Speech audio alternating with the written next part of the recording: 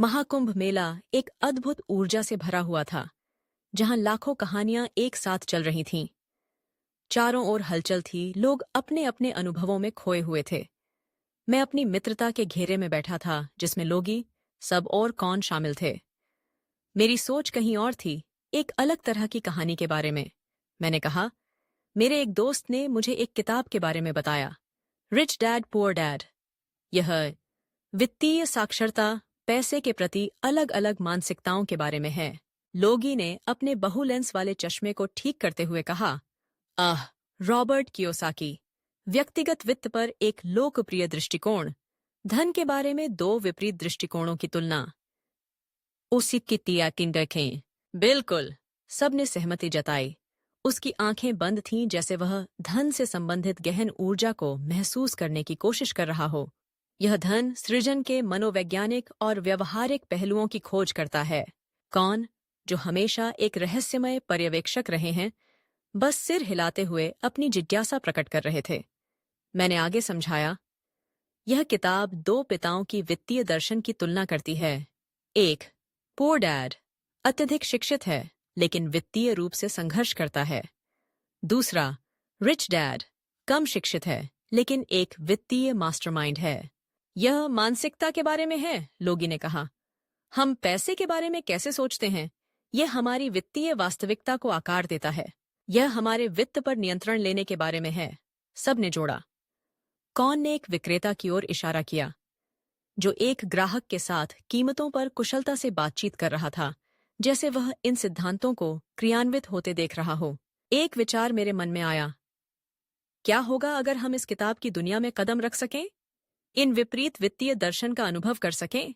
लोगी, सब और कौन ने एक दूसरे की ओर जिज्ञासु नजरों से देखा। मैंने कहा, जैसा आप चाहें, और एक चमकदार पोर्टल खोला। हम एक वित्तीय परिदृश्य में प्रवेश कर गए, जहां लेन देन की ऊर्जा, सौदों की फुसफुसाहट और जोखिम और पुरस्कार की चिंताओं का माहौल था। हम चारों ओर घूमने लगे। हमने पुअर डैड मानसिकता वाले व्यक्तियों का सामना किया, अत्यधिक शिक्षित, मेहनती, लेकिन चूहों की दौड़ में फंसे हुए। इनका ध्यान सुरक्षा पर है, लोगी ने कहा। नौकरी की सुरक्षा, स्थिर वेतन, लेकिन इनकी वित्तीय स्वतंत्रता गायब है। इनका डर इन्हें नियंत्रित कर रहा है, सबने जोड़ा। कौन ने इन व्यक्तियों को देखते हुए उनकी चिंताओं और सीमाओं को समझा। फिर हमने रिच डैड मानसिकता वाले व्यक्तियों से मुलाकात की, जो संपत्तियों, निवेशों और पैसिव आय पर ध्यान केंद्रित कर रहे थे। वे गणनात्मक जोखिम ले रहे थे, दीर्घकालिक सोच रहे थे और वित्तीय स्वतंत्रता प्राप्त कर रहे थे। इनका ध्यान अवसर पर है, लोगी ने कहा। वे अपने वित्तीय लक्ष्यों को प्राप्त करने के लिए जोखिम उठाने को तैयार हैं। इनकी मानसिकता प्रचुरता की है, सबने कहा। कौन ने इन व्यक्तियों की उद्यमिता की भावना और वित्तीय बुद्धिमत्ता की प्रशंसा की। जैसे जैसे हम आगे बढ़े, हमने वित्तीय साक्षरता, संपत्तियों और देनदारियों को समझने और निवेश की शक्ति के महत्व को सीखा। रिच डैड मानसिकता ने संपत्ति और उद्यमिता के माध्यम से धन सृजन पर जोर दिया, जबकि पुअर डैड मानसिकता ने रोजगार के माध्यम से धन कमाने पर ध्यान केंद्रित किया।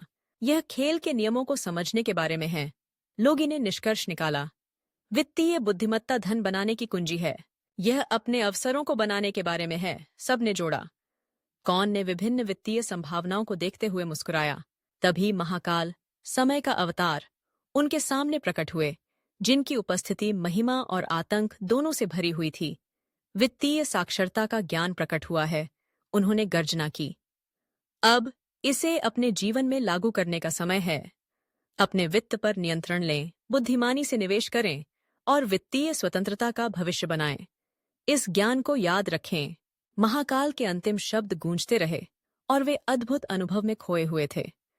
जब उन्होंने वापस मेला की हलचल में कदम रखा, तो उनके साथ रिच डैड पुअर डैड के अनुभव, वित्तीय जिम्मेदारी की नई भावना और वित्तीय साक्षरता की शक्ति को आकार देने की गहरी समझ थी।